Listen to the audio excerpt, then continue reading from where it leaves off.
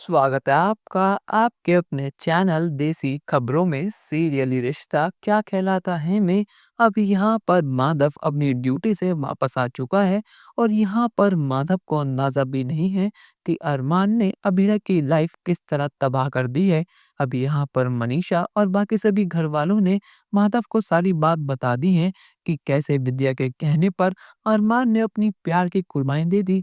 यहाँ विद्या ने अरमान से कहा था, जो दर्द जो बेइज्जती मैंने सहन करी है वही सब अबीरा भी सहन करे, उसके बाद ही वो अरमान को अपना बेटा मानेगी। पर लेकिन अब यहाँ पर माधव बहुत ज्यादा गुस्से में है और जैसे ही रात को अरमान घर आता है, माधव बहुत गुस्से में कहता है कि वाह अरमान वाह, तुमने कितना बड़ा काम करा है, इसके लिए तो मैं तुझे बहुत बड़ा इनाम दूंगा।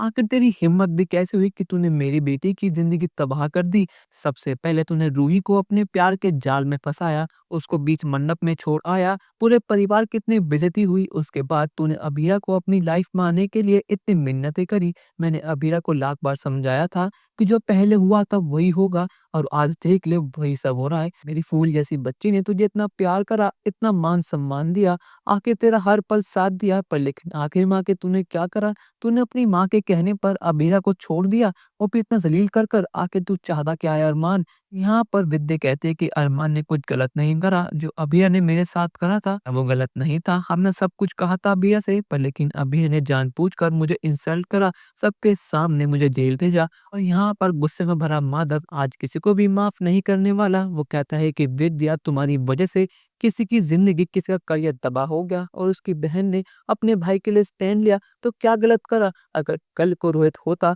तो क्या अरमान उसके साथ नहीं देता? और अभीरा ने बिल्कुल सही करा। और शायद तुम भूल रही हो कि अभीरा की वजह से तुम इस घर में हो, वरना आज भी तुम उस जेल में पड़ी होती, और लेकिन तुम्हें वो चीज देखनी ही नहीं है। अरे हमने सब कुछ कर लिया था, पर लेकिन उसके बावजूद भी हम तुम्हें बाहर नहीं निकाल पा रहे थे, लेकिन वो अभीरा थी जो तुम्हें घर वापस लेकर आई। पर लेकिन यहाँ पर अरमान अभी भी अपनी गलती को मानने को तैयार ही नहीं है। वो कहता है कि अब इन चीजों पे मतलब ही नहीं है, अभीरा इस घर से, मेरी लाइफ से हमेशा हमेशा के लिए जा चुकी है। और सुनते के साथ ही माधव अरमान का कॉलर पकड़ धक्के मार कर उसे घर से बाहर निकाल देता है और कहता है कि अगर तुझे वापस आना है तो अभीरा के साथ इस घर में वापस आना, वरना कभी भी इस घर में कदम मत रखना। आज से तू मेरे लिए मर चुका है, इसने मेरी बेटी को इतने दुख दिए हैं, मेरा बेटा ही नहीं है। अगर अरमान तुझे अपनी गलती का जरा सा भी एहसास है और तुझे अभी से प्यार है, तो जा अभी से माफी मांग।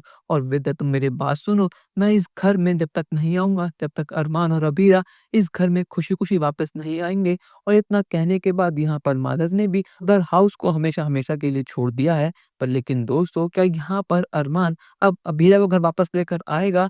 फिर अरमान और माधव को हमेशा-हमेशा के लिए पोद्दार हाउस से दूर जाना पड़ेगा? अपनी राय हमें कमेंट सेक्शन में ज़रूर बताइएगा और चैनल को अब तक नहीं किया है सब्सक्राइब तो कर लीजिए। धन्यवाद।